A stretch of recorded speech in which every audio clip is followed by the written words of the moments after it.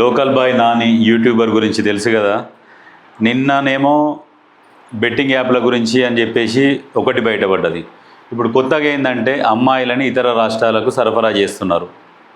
నిజంగా ఏం మాట్లాడిందంటే local boy Nani, నేను చదువుకోలేదు, నాకు చదువు రాదు, దాని గురించి నాకు తెలియదు, నేను ఇప్పటి నుంచి ఇంకొకసారి చెయ్యను అని చెప్పేసి ఒక వీడియో వదిలిండు.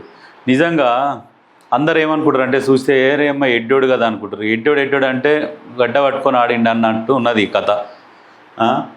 ఇప్పుడు వీళ్ళు ఏం చేస్తారంటే ఒక గ్రూపులు తయారు చేస్తారు, వాట్సాప్ గ్రూపులు, టెలిగ్రామ్ గ్రూపులు తయారు చేసి మా గ్రూప్లకు జాయిన్ కాండి అని చెప్పేసి ఆ గ్రూప్లకు పిలిపించుకొని ఇంకా మీరు ఇట్లా ఆడండి అట్లా ఆడండి అని చెప్తారు. దాంట్లోనే కొంతమంది అమ్మాయిలతో పరిచయాలు ఏర్పరచుకొని ఆ అమ్మాయిలను తీసుకొని పోయి ఇతర రాష్ట్రాలకు సప్లై చేస్తున్నారు. ఈ ఫస్ట్ నుంచి కూడా టిక్ టాక్ ఉన్నప్పటి నుంచి కూడా ఏం చేస్తున్నాడు అంటే ఫస్ట్ జనాలను అట్రాక్ట్ చేయాలి. ఈ బాడీ బిల్డింగ్ అవి ఇవి చేసి జనాలను అట్రాక్ట్ చేసి ఫిషింగ్ మీద వీడియోలు చేసి జనాలను అట్రాక్ట్ చేసి మంచిగా ఒక 1 మిలియన్ 2 మిలియన్ పీపుల్స్ ఫాలోవర్స్ వచ్చినాక మెల్లగా ఇట్లాంటి గ్రూపులు పెట్టి గ్రూపులలో కొంతమంది ఉంటారు కదా పాపం, ఎట్లా అంటే ఇక అరే నానిని కలుద్దాము, నానితో మాట్లాడదామని అని చెప్పేసి కొంతమంది అమ్మాయిలేమో ఫ్రెండ్షిప్ చేసుకుందామని అట్లా ఇట్లాంటి వాళ్ళని అందరిని ఏం చేసిర్రు, మంచిగా ఇతర రాష్ట్రాలకు సప్లై చేస్తే ఏముంది, ఇప్పుడు ఒక సెక్షన్ ఏమో నాన్ బెయిలబుల్, సిలోనే 4 ఉంటుంది. అదేంటంటే అది తీవ్రమైన నేరం అనమాట. వ్యాపారం చేసుకుంటారు, బిజినెస్ చేస్తున్నారు, అది తీవ్రమైన నేరం. అదైతే మాత్రం 10 years శిక్ష పడుతుంది, 10 లక్షల రూపాయలు కూడా కట్టాలి, 2 కూడా వేస్తుంది కోర్టు. ఇప్పుడు పూర్తిగా ఇజ్జత్ పోగొట్టుకున్నట్టు అయింది. ఎంతైతే పేరు సంపాదించుకున్నాడో అంత పేరు ఇప్పుడు మొత్తం బూడిదిపాలైపోయింది. గతంలో కూడా ఒకసారి హార్బర్లో ఫైర్ యాక్సిడెంట్ అయింది, అప్పుడు కూడా ఈ నాని పేరు వచ్చింది, వీళ్ళు ఎక్కడ దావత్ చేసుకున్నారని చెప్పేసి అప్పుడు కూడా వచ్చింది. కానీ ఇట్లాంటి వాళ్ళని తెలంగాణలో కూడా లింక్ ఉన్నదంట. ఈ నానికి ఇక్కడ తెలంగాణ ఉన్నోళ్లకు కేరళలో, కర్ణాటకలో, ఇతర రాష్ట్రాలలో కూడా వీళ్ళ టీం ఉన్నదంట. వీళ్ళందరూ ఒక పెద్ద గ్యాంగ్ అంట. ఈ గ్యాంగ్ అందరు కలిసి ఏం చేస్తున్నారు, ఇతర రాష్ట్రాలకు అమ్మాయిలను సప్లై చేస్తున్నారు. ఇది అసలైన పెద్ద కేసు.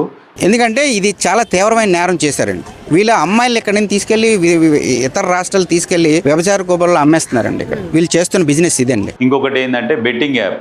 ఎక్కడైతే మన దగ్గర ఇవన్నీ బెట్టింగ్ యాప్లు నిషేధం, ఈ నిషేధించబడిన ఆటలను వీళ్ళు ఆడమని చెప్పేసి వీళ్ళు ప్రమోషన్ చేస్తున్నారు కాబట్టి దాని మీద కూడా కేసులు అయినాయి.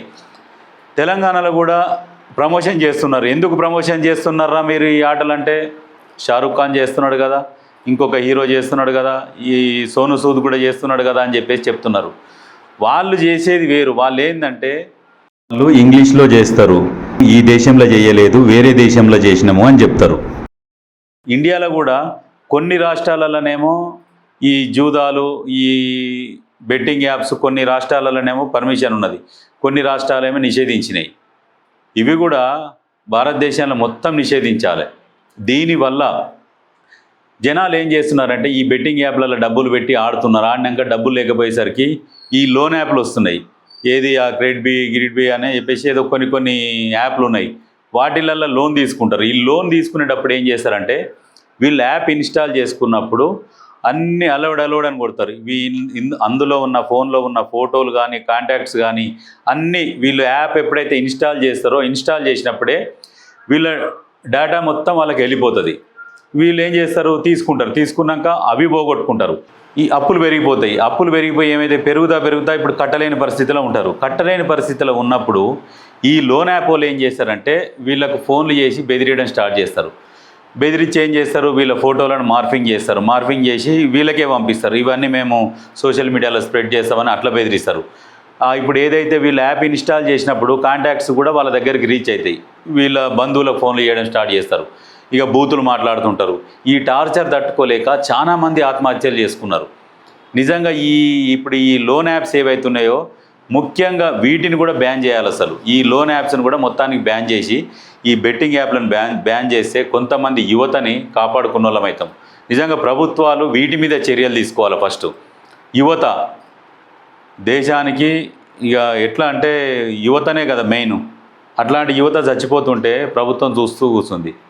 తెలంగాణలో కూడా ఖచ్చితంగా ఈ బెట్టింగ్ యాప్లని గతంలో కూడా ఎవరెవరు ప్రమోషన్ చేసిర్రో వాళ్ళందరినీ బట్టి లోపలేయాలి. వాళ్ళ మూలాన చాలామంది కుటుంబాలు రోడ్డు పాలైనవి. కొంతమంది అయితే ఒకరు ల్యాండ్ అమ్ముకొని ఒక 20-25 లక్షలు వస్తే ఆ 25 లక్షలు కూడా బెట్టింగ్లలో పెట్టి పోగొట్టుకున్నాడు. వాళ్ళ పరిస్థితి ఇప్పుడు ఏంది, రోడ్డు మీద పడ్డారు. ఇట్లా కొన్ని బయటికి వచ్చినాయి, కొన్ని బయటికి రాని ఇంకా ఎన్నో ఉన్నాయి. మొన్న ఒకడు, నేను బెట్టింగ్ యాప్లో ఆడి ఇప్పుడు నేను అప్పులో కూరుకుపోయినా, నేను బయటికి రాలేకపోతున్నా, నాకు ఇంకా లాస్ట్కి ఇంకా ఆత్మహత్యనే, ఇంకా వాళ్ళ టార్చర్ నేను తట్టుకోలేకపోతున్నాను, ఒక సెల్ఫీ వీడియో తీసుకున్నాడు. సెల్ఫీ వీడియో తీసి సోషల్ మీడియాలో అప్లోడ్ చేసిండు. ఇంకనైనా బుద్ధి తెచ్చుకోవాలి. నిజంగా ఈ బెట్టింగ్ యాప్లలో ఆడితే డబ్బులు ఎట్లా వస్తాయి అనుకుంటారు మీరు? వాడు ఇక్కడికి వెళ్ళి ఇస్తాడు, ఎంతమందికి అని ఇస్తాడు, అందరికి ఇస్తాడు ఆడు. మరి వాడు ఎట్లా బతకాలి? ఈ బెట్టింగ్ యాప్లను ప్రమోషన్ చేసిన వాళ్ళకి ఎక్కడికి వెళ్ళి ఇవ్వాలి డబ్బులు? వాడేమైనా ముద్ర కొట్టి వేరే వాని ఇల్లు జాగాలు అమ్ముకొని వచ్చి మీకు ఇస్తాడా? కొంచెం ఆలోచించాలి.